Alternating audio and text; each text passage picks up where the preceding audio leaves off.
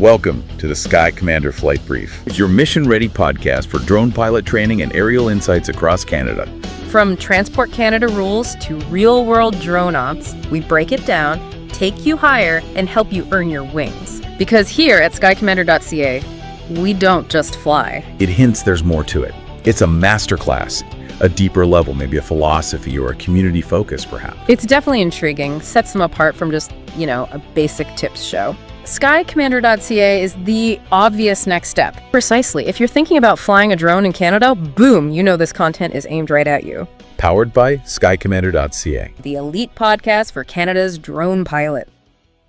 Okay, let's get started today. Yeah, think of this as your shortcut to being truly well-informed and, importantly, prepared. We're not just aiming for, knowledge you can use to pass an exam. Right. Although you'll get that too. Yeah. But we're really talking about building the kind of professional competence that actually prevents incidents, protects your, significant investment in gear, and ensures the safety of everyone around your operations. So buckle up. We're going to start by understanding what makes these batteries tick and sometimes, unfortunately, catch fire. Mm-hmm. We'll trace the history a bit, see how the rules have evolved here in Canada, get into the nitty-gritty practical do's and don'ts for safe charging and handling. Yeah. We'll talk about how to spot trouble before it becomes a disaster, what to do if things do go wrong, and then we'll finish by looking at where battery safety seems to be headed in the future. It's got to be a comprehensive look because truly, battery management is, it's a cornerstone of safe and professional RPAS operations today. It just is. Let's start with the absolute foundation then. Understanding the power inside the pack.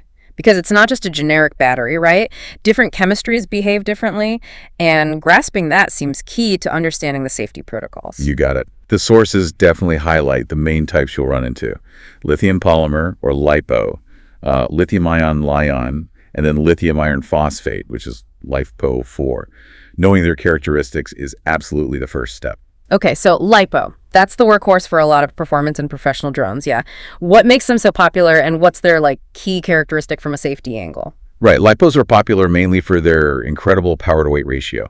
High discharge rates, too. That's what allows drones to be so agile, lift heavy payloads, perform really demanding maneuvers. But this performance comes with a trade-off. As the sources point out again and again, LiPos are sensitive. They're inherently more volatile than other chemistries, often described as temperamental. Temperamental. Yeah, because their internal chemistry is just less stable, particularly when you stress them, like during high discharge or, crucially, charging. Temperamental feels like a bit of an understatement when you think about the risks. What about Li-ion, then? The kind you might find in laptops or, electric cars. Exactly. Source 5 and others talk about these cylindrical Li-ion cells. These generally offer higher energy density over time and a longer cycle life compared to LiPos. And they are considered less volatile. They degrade more slowly. But heavier. Typically heavier, yeah, for the same power output. That's why you don't see them as often in those super dynamic, lightweight drones. The big example people mention, like a Tesla battery pack, that shows Li-ion scaled up massively. But those packs are incredibly complex. They have very sophisticated battery management systems, BMS, and thermal management because, even though the individual cells are relatively stable, you're managing thousands of them packed together. It's a whole different ballgame. Okay. And the third one, LiPo4, that one sounds like it's really focused on safety. It is. Source 5 highlights LiPo4 lithium iron phosphate as an emerging chemistry. You see it particularly in larger, maybe more robust or industrial drone platforms where weight isn't the absolute #1 constraint. Okay. Their standout feature is extreme safety. They are significantly less prone to thermal runaways compared to LiPo or even standard Li-ion. Plus, they offer an exceptionally long cycle life. What's the catch? Lower energy density, so you sacrifice a bit of flight time, potentially, for that enhanced safety and longevity. It's just a different balance of priorities, So the big takeaway here is that understanding which chemistry you're dealing with is absolutely fundamental. It dictates the specific handling, the charging requirements, the inherent risks. One size definitely does not fit all. Couldn't agree more. And to really get these safety protocols, you need to wrap your head around some core terms. They come up constantly. Okay, let's start big picture. Charging safety. What does that encompass? So Source 5 defines this pretty simply as the overall set of practices and procedures you use to handle, charge, and maintain your battery safely. It's kind of the framework everything else fits into. Right. Then there's the term that gets everyone's attention, and for good reason. thermal runaway. Yeah, Source 5 uses that vivid analogy. Cool. It's like a runaway train. It's basically a self-reinforcing process. A problem inside a cell, maybe damage, maybe overcharging, maybe an internal defect, causes it to heat up. Okay. That heat then speeds up the chemical reaction, which causes more heat, which speeds it up more. And it just feeds on itself until the cell fails, often, violently. And Source 1 breaks down the stages of this runaway train. It does, yeah. It describes the progression. Stage 1 is often physical swelling. The battery pack starts to puff up as gases build inside. Okay, swelling first. Then stage 2 is venting. You might actually see smoke, maybe smell something sweet or acrid, or even hear a hissing sound. That's the gas escaping. And stage 3? Stage 3 is ignition. That's when flames appear. The really critical lesson from Source 1 is that if you spot stage 1 or stage 2, you have a very small window to intervene immediately to try and prevent the fire. Once it hits stage 3, well, it's a full-blown fire. Okay, crucial distinction. What about state of charge, SOSAC? That just means how full it is, right? That could be much. Source 5 defines it simply as the percentage of total energy stored in the battery. Useful for, knowing how much flight time you might have left, but it's not enough on its own to tell you about the battery's health or its internal state. Got it. And C rating, you see numbers like 1C, 5C, 10C on battery labels. What's that about? Source 5 explains that the C rating indicates the maximum safe rate at which a battery can be charged or discharged relative to its capacity. 1C means a rate equal to the battery's capacity delivered over 1 hour. So like a 5,000 milliamp battery, that's 5 amp hours? Right, 5 amps. So 1C charging for that battery means charging it at 5 amps. A 10C discharge rating means it can theoretically handle being discharged at 10 times its capacity, so 50 amps for that 5 amps. Yeah. This is crucial for setting your charger correctly. Okay. Balancing sources 1 and 5 really emphasize this for packs with multiple cells. Why is it so vital?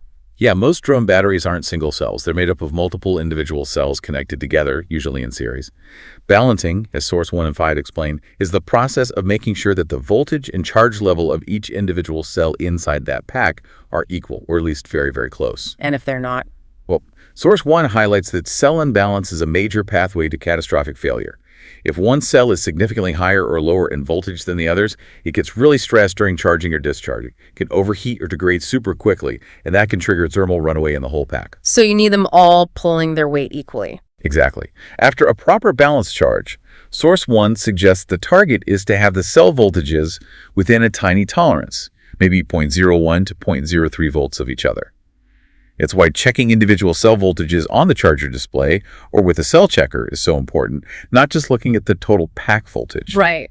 And the battery management system, the BMS Source 5, called it the battery's motherly shield.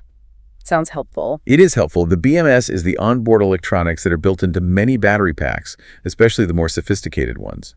Its job, as Source 5 explains, is to monitor things like cell voltage, temperature, current draw. Kind of like a babysitter. Sort of, yeah. Its purpose is to protect the battery from common abuses, overcharging, over-discharging below the minimum safe voltage, drawing too much current, overheating. It is a layer of protection. There's always a but. There's a but. Source 6 gives a really important caveat. While the BMS is helpful, maybe even necessary, you cannot rely on it alone to prevent thermal runaway. If you're really aggressive with charging, or if there's physical damage, or you're trying to charge way outside the safe temperature range, you can still overwhelm the BMS. Safe practices by the user are still the primary defense. Which brings us perfectly back to LiPos and why they demand such specific care, especially during charging. The sources had some pretty impactful details here. They really do. Source 3 gets right to the core danger with LiPos. Their electrolyte, the stuff inside, it's a polymer, and it can release flammable vapors when things go wrong internally. Okay. And this is the chilling part. Once it ignites, a LiPo fire produces its own oxygen. Source 3 has that really powerful, memorable quote, "When a LiPo goes, it brings its own oxygen." Wow. So you can't just smother it easily. Exactly. Unlike, say, a wood fire you could smother with a wet blanket, a LiPo fire is incredibly difficult to extinguish because the fuel and the oxidant are right there, contained within the cell chemistry itself. That explains why they're so notoriously hard to put out. And the analogies in Source 3 about the energy, they really paint a picture. Yeah, comparing the energy release to 2 or 3 hand grenades. Yeah. And clarifying it's more about the fireball than shrapnel that really drives home the explosive potential. And the fire plumes. Right. Source 3's test stand results showing 6 to 8 foot fire plumes and igniting concrete ceiling tiles 4 feet above the battery. That's incredibly vivid. It underscores precisely why charging indoors without proper fire containment is such a huge risk. It just shows the sheer heat output and how quickly things can spread. So yeah, it's not just a little puff of smoke we're talking about. It's a potentially serious, self-sustaining, high-energy fire risk. Yeah. Understanding that fundamental nature of LiPos feels absolutely critical before you even think about plugging one in. Absolutely. And, that understanding has really informed how the rules and expectations around drone battery safety, especially here in Canada, have evolved over time. It wasn't always this formalized. The sources trace this history pretty well, starting back before the formal CARS Part 9X regulations kicked in back in 2019. What was battery safety like in that Wild West era, as Source 2 puts it? Yeah, before 2019, the drone industry was booming, but specific RPAS regulations were pretty minimal. Source 2 describes battery safety practices then as, inconsistent. Operators mostly relied on general principles from the Aeronautics Act about operating safely, whatever guidance the battery manufacturer happened to provide. And critically, the IATA rules, the International Air Transport Association rules for shipping lithium batteries. So if you had batteries, you probably knew the IATA rules for transporting them, but maybe not specific rules for, say, charging them out in the field. That's a good summary. And Source 2 points out something interesting. A significant factor in some early incidents was the background of many early drone operators, often coming from the hobbyist world. Now, hobbyists are passionate, but sometimes the practices lacked the rigorous safety standards needed for commercial work, particularly around battery handling and charging. Source 2 explicitly links some early LiPo fires to this inconsistent understanding and sometimes the use of less than professional grade charging gear. Right. Then came CARS Part 9X in 2019, that regulation, SOR 2019-11. How did that change the game? That was really the first formal step by Transport Canada to regulate RPAS operations directly. Sources 2, 5, and 7 all highlight CARS 901.23 and 901.27. These basically require pilots to ensure their drone and all its components are maintained in a safe condition for flight. And batteries are components. Exactly. So batteries were implicitly covered under that general requirement. However, as Source 2 notes, the regulation itself didn't actually detail specific requirements for charging procedures. The guidance on charging safety was mostly found in manufacturer manuals and in Transport Canada's knowledge requirement document, TP 15263. So the legal requirement to operate safely was there, but the how-to for batteries was still mostly in guidance documents and manuals. Precisely. The pilot had the legal responsibility, but the rulebook didn't spell out exactly how to manage battery charging safely. But the period between, say, 2019 and 2022 saw a lot of evolution, driven by the industry getting more professional and also by regulatory emphasis. How did that play out on the ground? Well, Source 2 explains that as commercial operations grew, operators started seeking proper insurance, and the underwriters began demanding documented safety procedures, including things like battery handling SOPs, standard operating procedure. The insurance angle. Yeah, that pushed operators to formalize their practices. At the same time, Transport Canada flight reviewers, the people doing the mandatory advanced flight reviews, started incorporating more detailed questions about battery safety, storage, emergency procedures into their assessments. They were testing that knowledge. So even before the rules were explicitly written down about charging specifics, the practice of assessing and requiring battery safety knowledge was already taking hold through insurance needs and those flight reviews. Absolutely. It became an operational expectation. You needed to show competence in battery safety to be seen as professional and safe. The next big step came with the update to that knowledge document, TP 15263, in 2023. That sounds like it formalized those growing expectations. Exactly what it did. Source 2 and 5 emphasized that the 2023 update explicitly added sections on battery maintenance, storage, transport, and crucially, charging supervision and emergency preparedness to the required knowledge base for pilots. So it was officially in the syllabus now. Right. Source 2 calls this a key turning point, stating basically, as of 2023, battery safety became an expected part of professional RPAS operations. It wasn't just good practice anymore. It was part of the formally assessed knowledge standard. And Source 5 adds that the LiPo fire bag sort of officially became a required piece of kit around this time, reflecting that expectation. It's a good visual representation of that shift, yeah. So by 2023, the required knowledge for professional pilots formally included detailed battery safety protocols, even if the specific methods weren't yet dictated, line by line in regulation. Now, looking at 2025, Source 2 discusses the latest regulation update, SOR 2025-70. Does that one add specific new battery regulations? Source 2 clarifies that SR 2025-70 doesn't introduce specific new battery regulations about, say, charging procedures per se. However, its significance for battery safety lies in the increased emphasis it places on safety management systems, SMS, particularly for larger RPAS operators. Okay, so how does SMS connect to batteries? It means that documented battery safety practices, procedures for handling damaged batteries, training records for your crew, incident reporting related to batteries, these are now expected components of your SMS if you fall under that framework. Sources 2, 5, and 7 all note that auditors and flight reviewers are now specifically looking for evidence of these documented battery safety procedures within an operator's SMS. So it really integrates battery safety deeply into the whole safety culture and accountability structure for more complex operations? Precisely. It elevates it from just individual pilot knowledge to documented organizational procedure and practice. And, it's impossible to talk about Transport Canada's focus here without understanding why an aviation regulator cares so much about these drone batteries. This ties back to those cargo fires you mentioned earlier, doesn't it? It absolutely does. Source 3 makes that connection explicit. Lithium-ion battery fires in cargo holds have been a major hazard in aviation for years. The tragic crash of that UPS Boeing 747 in Dubai back in 2010 killed both pilots. That was caused by an uncontained lithium battery fire starting in the cargo hold. Wow, okay. That event, and others like it, fundamentally changed how aviation authorities worldwide view the risk posed by lithium batteries, even small ones when shipped in bulk. Which explains the super strict rules for transporting them by air. Yes. Sources 3 and 6 really underscore that air transport of drone batteries, whether it's cargo or just carrying them onto a passenger flight, is governed by strict IATA dangerous goods regulations. Knowing these rules, like the maximum size limits, the state of charge requirements, like needing spare batteries under 30% SOC on passenger flights, right, protecting the terminals, needing them in carry-on versus checked luggage, knowing all that is not only essential for safe travel, but it's also a frequently tested topic on Transport Canada pilot exams and flight reviews. It's another area where you have to demonstrate professional knowledge. So the history shows this clear path, really, from just general awareness to explicit knowledge requirements, and now integration into formal safety management systems.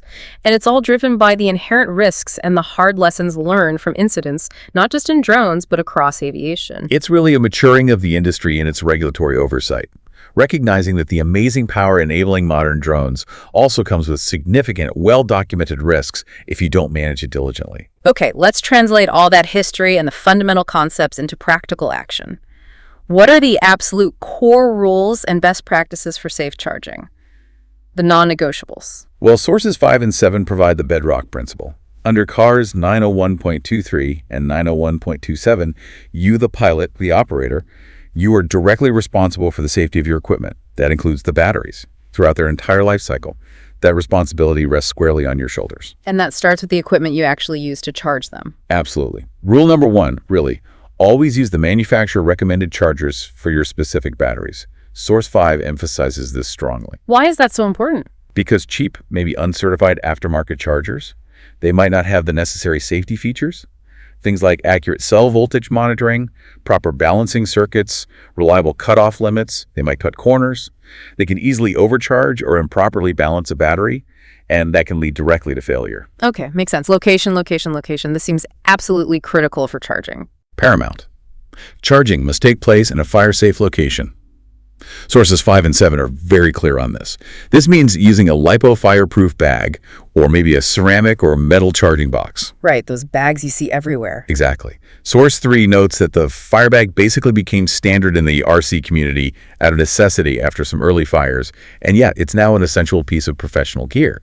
You're creating a barrier, trying to contain a potential thermal event if it happens. And avoiding surfaces that can burn. Yes. Source 7 is clear. Do not charge on or near anything that can easily catch fire. Think wood, carpet, paper. Source 5 lists grass and wood explicitly. A concrete floor, maybe tile, is much safer. You're minimizing the spread risk if that primary containment, the bag, were to fail. What about the charging environment itself? Not just the surface, but like temperature and sunlight. This is a really key point, often missed, highlighted in sources 4 and 6. Yeah. You have to be mindful of indirect heating. Source 4 gives that great example. Charging outside on a warm, sunny day, but you put the charger on a black metal table. Even if the air temperature is only, say, 25 degrees C, which is within the typical safe ambient range, The direct sun hitting the battery, plus the heat conducted up from that hot metal table, can easily push the battery's own temperature way above safe limits. That accelerates degradation and definitely increases the fire risk. So it's not just about the air temp on the weather app, it's solar load, conductive surfaces. Exactly. You need shade, you need good ventilation, and you need a surface that doesn't readily conduct heat. Source 4 emphasizes actively managing your charging environment to keep the battery itself within safe operating temperatures. Let's talk about what is arguably the single most important rule, the one drummed into every pilot: supervision. Non-negotiable. Sources 5 and 7 are absolutely unequivocal. Never leave a charging battery unattended, period. Source 5 flatly states this is the #1 cause of LiPo fires. Why? Because if something goes wrong, there's no one there to intervene in those critical early stages, stage 1 or stage 2, before it becomes a fire. Source 7 just calls it a major safety violation. Source 3's analogy was perfect here. You wouldn't leave your barbecue running unattended. Don't leave your LiPo on charge alone. It perfectly captures the energy involved and the risk. You need to be present, awake, and actively monitoring the charging process. And let's be specific about locations where unattended charging is particularly dangerous and often prohibited. Okay. Sources 4 and 6 specifically call out charging inside a closed vehicle, like a parked car or a cargo van. This is never permitted. Vehicles are in closed spaces, they can heat up rapidly, and if a battery fire starts inside, you risk losing the entire vehicle. Source 4 makes that point clearly. Right? Source 6 also notes that leaving batteries charging alone in a shared office or workspace, maybe after hours, is often against company policy now too, because of that unattended risk. You need eyes on the battery while it's charging, full stop. Temperature during charging is also extremely important. What are the generally accepted safe limits? The typical safe charging temperature range is usually between +5 degrees C and +45 degrees C. Sources 5 and 7 mention this range. Source 7 correctly points out that these specific numbers are generally found in TP 15263 guidance or manufacturer manuals, not explicitly written into the car's regulation itself, but they are the established safe parameters you're expected to know and follow under your general responsibility for safe operation. Okay. What's the big risk with charging a battery when it's too cold, say, below that 5 degrees C mark? This is extremely dangerous. Sources 4 and 6 really hammer this point home. Charging a cold LiPo significantly increases the risk of something called lithium plating. Lithium plating. Yeah, instead of the lithium ions embedding themselves neatly into the anode structure like they're supposed to, they can plate onto the surface as metallic lithium. This is irreversible internal damage. Source 6 explains that this plating causes internal shorts and creates a significant future fire risk. The scary part is, the battery might appear to charge and function normally at the time, but you've created a hidden hazard. Wow. So that warning in Source 4, never charge or fly cold-soaked batteries, is serious business. Deadly serious. If your batteries have been sitting in a cold truck overnight, or you just brought them in from flying in freezing temps, you need to warm them up first. How warm? They must be warmed gently to room temperature, ideally around 20-25 degrees C, before you even think about charging them or even using them for flight. Sources 4, 5, and 7 all stress this. It's not about performance, it's about preventing permanent internal damage that turns a normal battery into a potential time bomb. Okay. And what about the other end? Charging a battery that's hot, maybe right after a demanding flight? Also unsafe. Source 5 notes that charging a battery that's already warm, say above 45 degrees C, or just still hot to the touch from use, accelerates the chemical degradation inside the cells. It also increases the immediate fire risk while charging. So that myth Source 5 mentioned, if the battery is warm after flight, it's safe to charge immediately. Totally false. It's not safe. They must be allowed to cool down to a safe charging temperature, typically back to room temp, before you put them on the charger. Sources 5 and 7 are clear on that. Give them time to cool. Before you even connect the charger, what kind of inspection should you be doing? A mandatory pre-charge inspection, required before every single charge. Sources 5 and 7 emphasize this. You need to visually check the battery carefully. What are you looking for specifically? Swelling or puffiness, that's a key sign of internal gas buildup. Any physical damage, punctures, cuts, crushed corners, loose or damaged connectors or wires, and any signs of previous trouble, like scorch marks or melted plastic around the connectors. Sources 5 and 7 list these checks. And if you find any of those issues, like any swelling at all, Sources 5 and 7 are absolutely clear. Do not charge or use a damaged or swollen battery. It's compromised. It's unsafe. End of story. Set it aside safely. Okay, let's dial in the correct charging parameters themselves. Max voltage, charge rate. Right. For standard LiPo cells, The maximum voltage you should ever charge to is 4.2 volts per cell. Sources 5 and 7 state this clearly. Overcharging, going above 4.2 VA per cell, is extremely dangerous and rapidly leads to terminal runaway. Get them on the low end. Avoid over-discharging. Don't let the voltage drop too low during use, typically below 3.0 volts per cell for LiPo, according to sources 5 and 7. That can also cause irreversible damage to the cells. Got it. And the charge rate, using that C rating we talked about. Yes. Source 5 and 7 explain the calculation again. Take the battery's capacity in amp hours and multiply it by the desired C rating. So that 10,000 milliamp battery is 10. If you want to charge at 1C, that's 1 times 10 equals 10 amps charge current. If the battery label says it's rated for, say, 5C charging, theoretically, you could charge it at 50 amps. But should you always charge at the maximum listed C rating? Is that best practice? Not necessarily, and this is a good point of nuance. While batteries might list a high charge C rating, sources 5 and 7 both note that 1C is the typical safe and most recommended rate for overall battery health and longevity. It puts less stress on the chemistry. Okay. Source 6 adds Transport Canada's perspective here. While they don't explicitly forbid higher rates if the manufacturer genuinely permits them, they encourage operators to follow the manufacturer's recommended rate, which is often 1C. Why? Because it generates less heat, it's gentler on the battery, reduces long-term risk. So 1C is safer and better for the battery life? Generally, yes. Source 6 advises that if you're asked for the best practice on an exam or flight review, 1C is usually the expected answer. And remember Source 3's story about the YouTuber charging at 10C.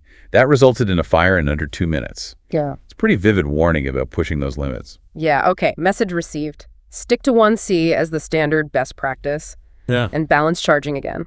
Absolutely essential for any pack with more than one cell. Source 5 stresses this. Your charger should always be connected to both the main power lead and the smaller balance lead.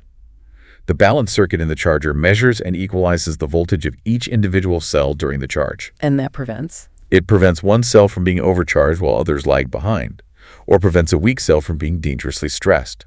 It avoids that imbalanced pathway to failure we discussed earlier from Source 1. Always confirm your charger is set to balance charge if it's a multi-cell pack.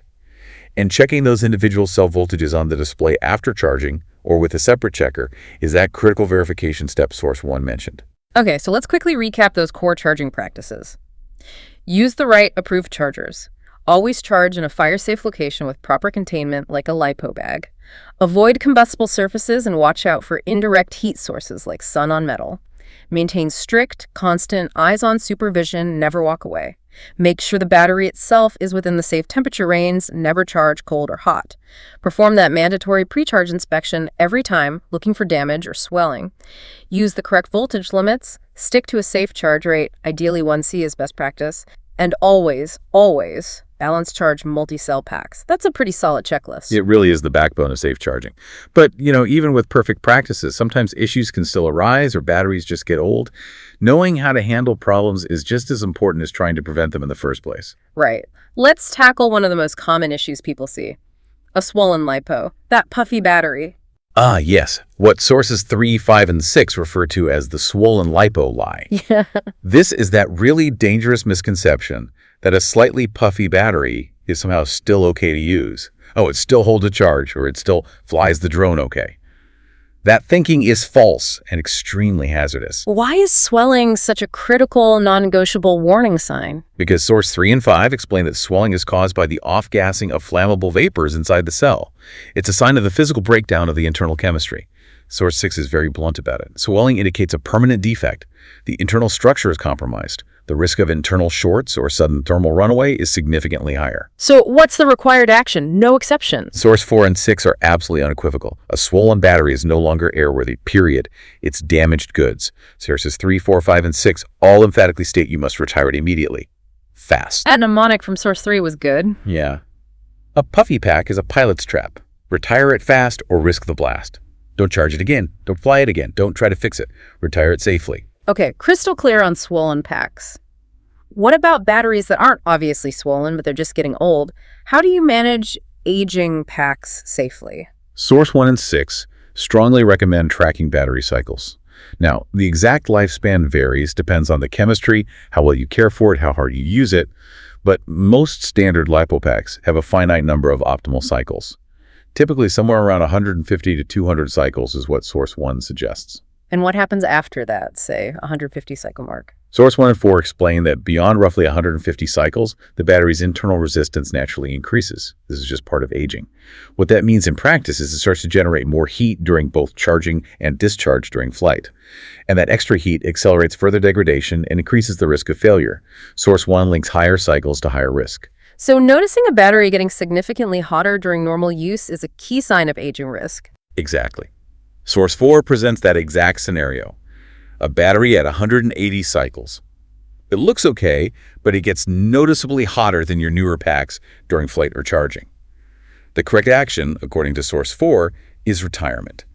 Even if it still technically holds a charge and flies the drone, it's about proactive life cycle management. Replacing them based on cycle count and performance signs like increased heat, not just waiting for them to fail or swell. Right. That proactive approach is a fundamental part of safe professional operations, according to Source 4. Source 1 notes that expert operators actually build proactive replacement policies into their SMS. And Source 6 adds that tracking battery cycles is something flight reviewers are increasingly expecting to see evidence of. Okay, so once a battery is retired, whether it's swollen, damaged, or just old, proper disposal is that final critical step? Yes, and this is often overlooked, but it's vital for both safety and environmental reasons. Source 6 is very clear. Lithium batteries must not just be thrown into the regular household garbage or the standard recycling bin. Why not? They often still contain significant stored energy, even when dead for flight purposes.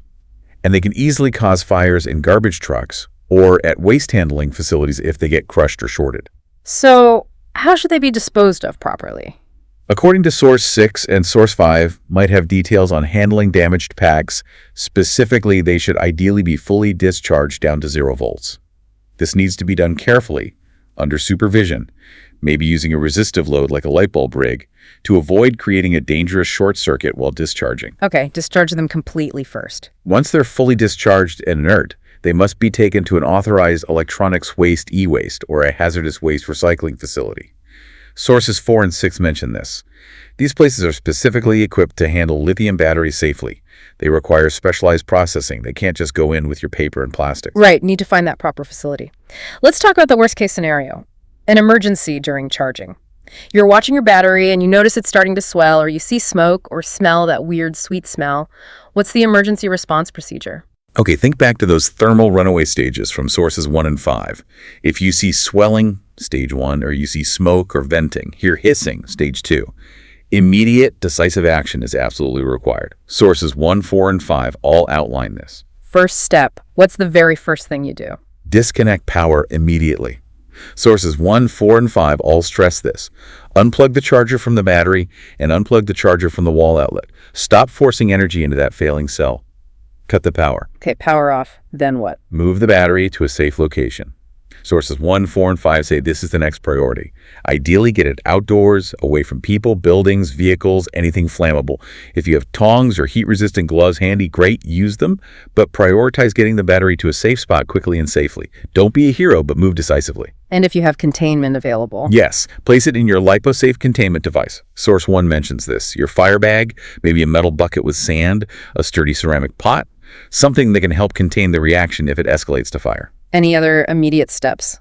Notify your team or anyone else nearby about the situation. Document the incident later. And follow any specific emergency procedures that should be outlined in your operations manual or SMS. Source 1 emphasizes following procedure. The main goals right then are isolation and containment. Okay. Now, if it does escalate to actual fire, stage 3, standard fire extinguishers, like the common ABC ones, aren't really effective, right? Right. Source 1 explicitly debunks that myth. Because the battery produces its own oxygen, as Source 3 explained, you can't just smother it like a normal fire. Source 1 and 5 state that water or CO2 extinguishers are generally not effective either, and might even spread burning electrolytes. So what can you use? The technically best extinguisher type is a Class D, designed for combustible metals. But these are rare, expensive, and usually overkill for drone batteries. More practical and often more effective options, according to Sources 1 and 5, are materials that can absorb the intense heat and physically contain the burning battery.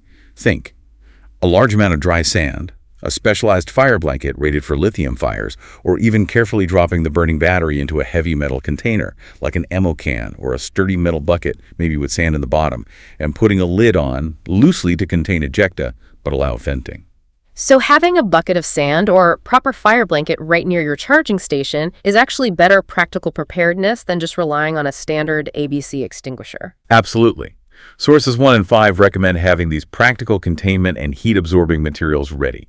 Source 7 emphasizes having the necessary emergency equipment readily available at your charging location. And Source 1 adds an interesting point. On a flight review, being able to calmly and clearly articulate your step-by-step procedure for handling a thermal runaway event is a key indicator of an expert operator's preparedness. It shows you've thought it through. Yeah, that calm, measured response really only comes from knowing exactly what steps to take because you've rehearsed it mentally, you've prepared for it. Precisely. Preparedness is absolutely key to minimizing damage and risk if an emergency does happen. Okay, we've covered charging in detail and emergency handling. But batteries spend a lot of time just sitting around, not being used. How should they be stored safely? Storage is just as important as charging, both for safety and for maximizing the battery's lifespan. Sources 3, 5, and 7 are really consistent on this. Yeah. For any storage longer than maybe a day or two, and definitely for long-term storage like over a month, LiPo batteries should be stored at around 50% state of charge. 50%? Why 50%? What's special about that middle ground? Source 3 calls it the Goldilocks state, not too high, not too low. Storing LiPos fully charged at 4.2 V per cell puts the internal chemistry under constant stress. Over time, this can accelerate degradation and lead to faster capacity loss. Sources 3 and 5 explain this. Okay, so full charge is bad for storage. What about empty? Storing them completely empty or very low risks the voltage dropping below the minimum safe level, around 3.0 V cell, just due to natural self-discharge over time. If it drops too low, that can permanently damage the cells, making them unable to take a charge safely later. Sources 3 and 5 warn against this too. So 50% is that optimal voltage for chemical stability, preserving battery health during periods of inactivity. Makes sense. And Source 6 pointed out that most modern smart chargers have a specific storage mode for this. Exactly. They make it easy. You connect the battery, select storage, and the charger will automatically charge it up or discharge it down to that target 50% level. Very convenient. What about the storage environment itself? Where should they be kept? The key things are cool and dry. Sources 1 and 5 both mention this. Source 1 suggests an optimal temperature range might be around 15-20 degrees C. Definitely avoid extreme heat or cold, like a hot attic or freezing garage. And containment, still important for storage. Yes, absolutely. Just like charging, stored batteries should be kept in a LiPo fireproof bag or some other fire-resistant container or cabinet. Sources 5 and 7 reiterate this. You're still containing the potential risk should an internal defect decide to cause a spontaneous thermal event, even while stored. For a really long-term storage, like over several months, is there anything else recommended? Source 1 mentions that if you're storing batteries for extended periods, say longer than a month or two, it's generally a good practice to periodically check their voltage, maybe every 60 to 90 days, and potentially cycle them, maybe charge them back up to storage voltage if they've dropped a bit, or maybe do a gentle discharge charge cycle before putting them back to storage, just to help maintain cell health over that long inactivity. Okay. And for larger operations, people with lots and lots of batteries. Source 1 notes that professional organizations with significant battery inventories often invest in proper fire-rated storage cabinets, specifically designed for lithium batteries. Source 1 also mentioned that many organizations implement internal policies that actually cap the maximum number of LiPo batteries allowed in any single room or storage area, just to limit the overall potential energy hazard concentrated in one spot. Yeah, right, spreading the risk. So storage isn't just about putting them on a shelf somewhere, it's actively maintaining them at the right charge level, in the right environmental conditions, and always with appropriate fire containment. It really is. It's a continuous process of care that spans the entire life of the battery from the moment you unbox it to the moment it's safely recycled. Absolutely. It seems clear that battery safety touches every single phase. It has to. It's a chain of responsibility. We've covered the fundamental concepts, the history, the core rules, handling issues, storage. Now, let's look beyond just following the immediate rules and think about battery safety in the context of, well, professionalism and where the industry is heading. Yeah, this is where really internalizing the knowledge from these sources helps distinguish you as an expert, not just a basic operator. Source 1 and 2 touch on industry standards, things like UL 2054 for battery packs, or IEC 62133 for rechargeable batteries and chargers. Are those required now? Not mandated by cars yet. But Source 1 notes that being aware of these standards gives you an edge. It signals a higher expectation of quality and safety testing. And Source 2 suggests that requiring compliance with these kinds of certifications is a likely future trend, either in regulations or maybe in client contracts. Okay. Documentation came up several times earlier, especially regarding SMS. How central is actually documenting your battery procedures? Crucially central, especially as your operations get more complex. Sources 5 and 7 are explicit. Your procedures for battery charging, maintenance, inspection, handling damaged batteries, disposal, all of that must be documented, usually in your operations manual or your safety management system documents. And this isn't optional anymore for pros. Sources 2, 5, and 7 basically say no, it's not optional for professional operators. It's an expected part of demonstrating your commitment to safety. Source 7 even flags that knowing where in your documentation your specific battery procedure is located is a common question on flight reviews and exams now. They want to see you can find it. So having the procedure written down and accessible is almost as important as knowing what's in it. In terms of demonstrating a systematic approach, yes. It shows preparedness and process.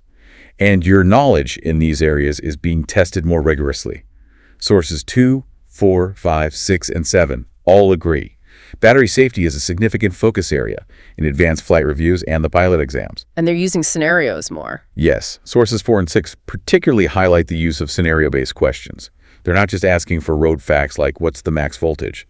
They're presenting practical situations like the cold battery scenario or the swelling scenario we discussed and asking how you would apply your knowledge. They're testing your judgment under potential pressure. That's what Source 6 emphasizes. Like being able to talk through the emergency procedure calmly. Exactly. Being able to calmly articulate your steps in an emergency, as mentioned in Source 1, demonstrates competence that goes way beyond just memorizing rules. And Source 6 adds that for some advanced reviews, showing actual evidence of tracking battery health, like your cycle logs, is becoming an expectation. They want to see the system in action. It really sounds like the expectation is shifting from just knowing facts to demonstrating a mature, systematic, documented approach to battery management. That's definitely the direction things are moving. And for those who want to be leaders, not just followers, in the industry, Source 1 suggests that being prepared to effectively teach others about battery safety is a mark of true expertise. Like training your own team. Right. Implementing simple tools like a pre-charge safety checklist in your training materials, conducting regular refreshers for your crew, visibly following best practices yourself. That helps your whole organization stand out, according to Source 1. Using those memorable mnemonics like safe charge, stable temp, approved charger, fireproof bag, eyes on from Sources 3 and 5 can be great teaching aids too. Looking ahead then, Source 2 gave some insights into the likely future of battery safety regulation and practice. What were those key trends? Yeah, Source 2 outlines several expected developments. First, formal battery SOP requirements. They anticipate these might become explicitly mandatory in regulations, maybe around 2026 to 2028. This could mean more detailed regulatory guidance on specific procedures, possibly even mandating things like battery maintenance logs for certain types of operations. So, what's currently considered best practice within an SMS might actually become a specific CARS requirement down the road. That's the projected trend, yes.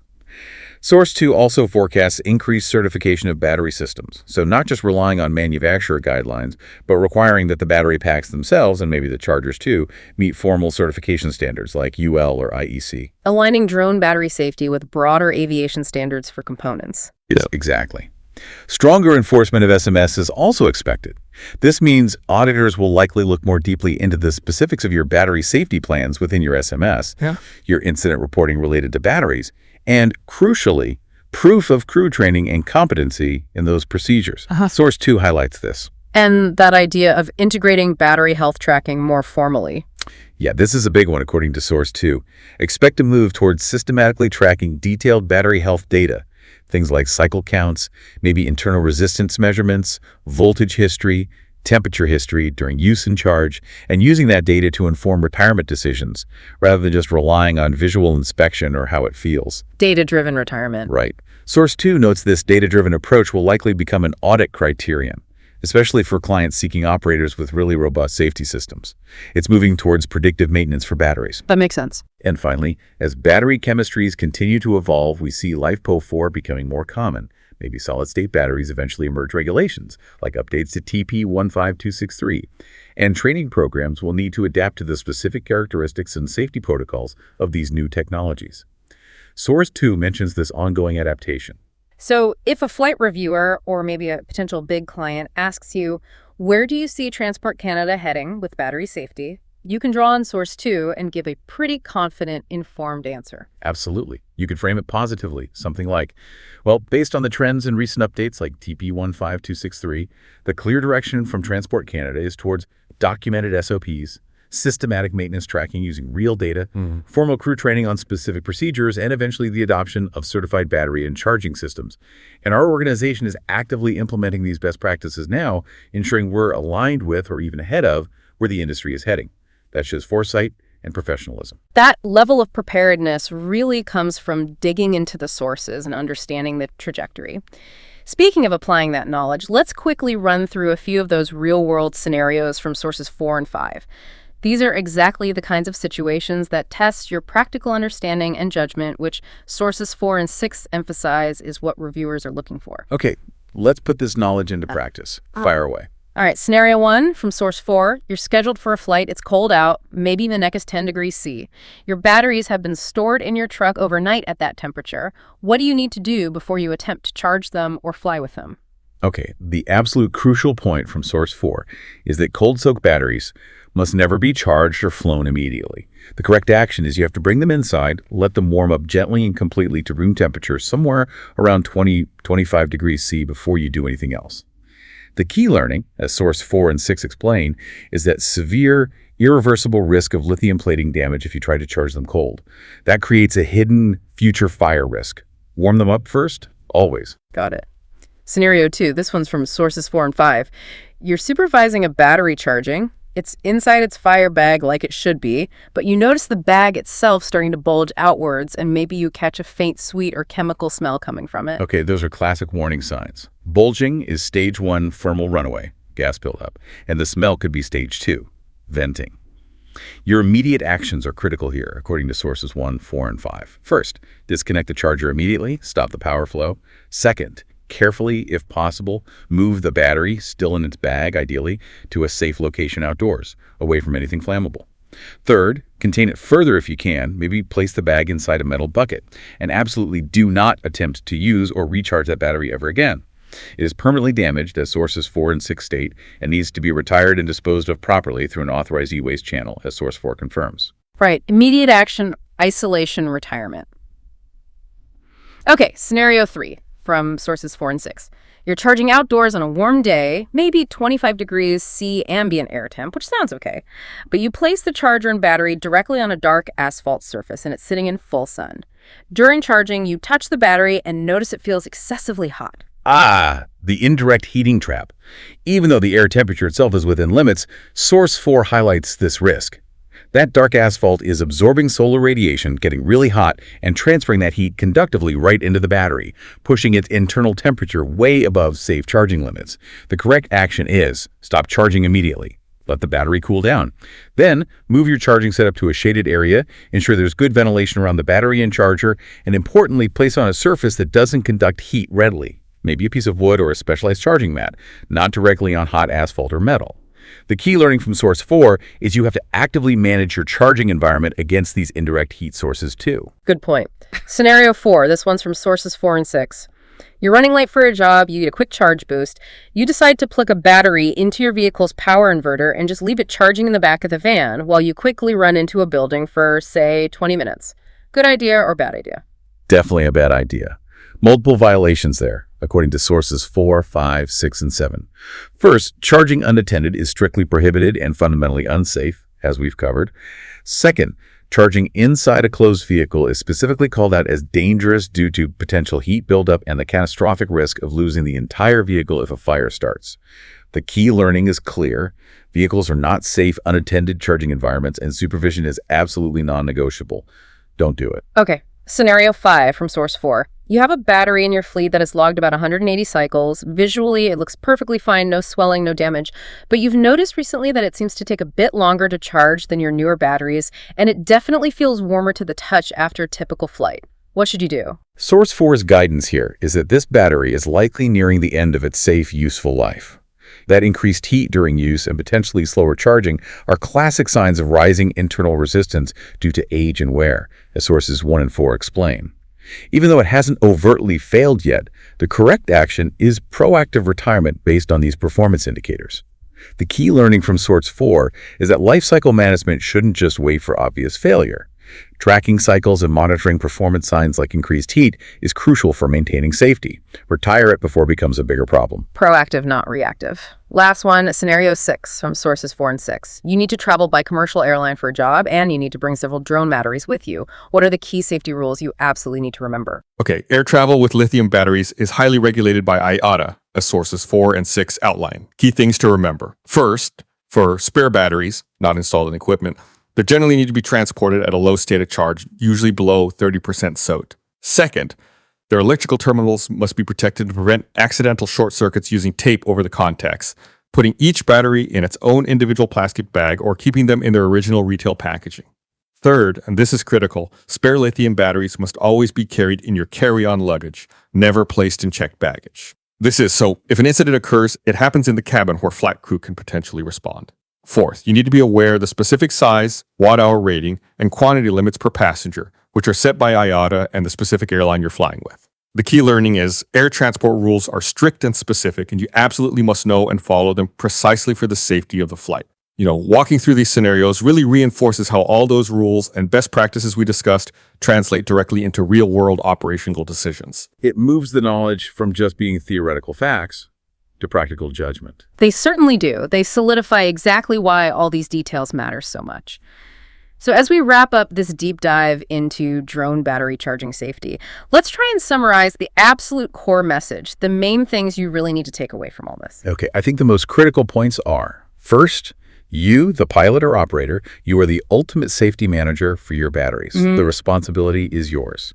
Second, charging is absolutely not a passive plug-it-in-and-forget-it process. It requires active, alert supervision using the correct approved equipment and doing it in a controlled, fire-safe environment with proper containment. And that pre-charge inspection, looking carefully for any signs of damage or swelling, that's a mandatory, non-negotiable step before every single charge. No excuses. Plus, understanding and actively controlling the temperature of the battery during charging and storage, and using the correct voltage limits and a safe charge rate like sticking to 1C as a best practice, these are fundamental safety requirements.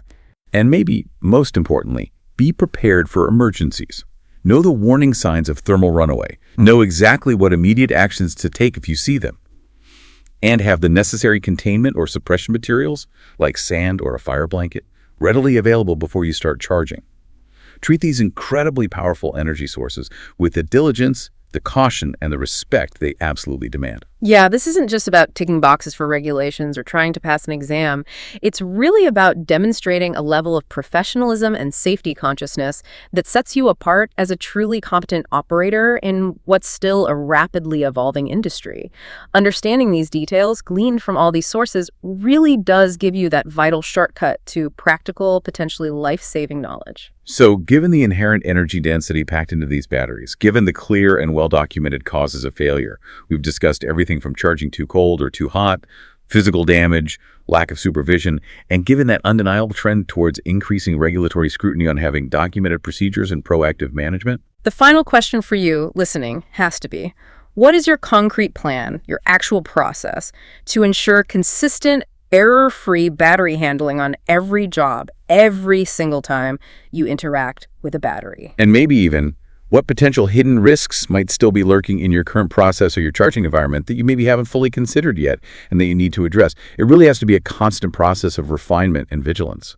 That's a wrap on today's mission, Commander. See above, go beyond, get ahead. For more training, tools, and intel, head to SkyCommander.ca. If you learned something new, share it, subscribe, and leave us a 5-star debrief.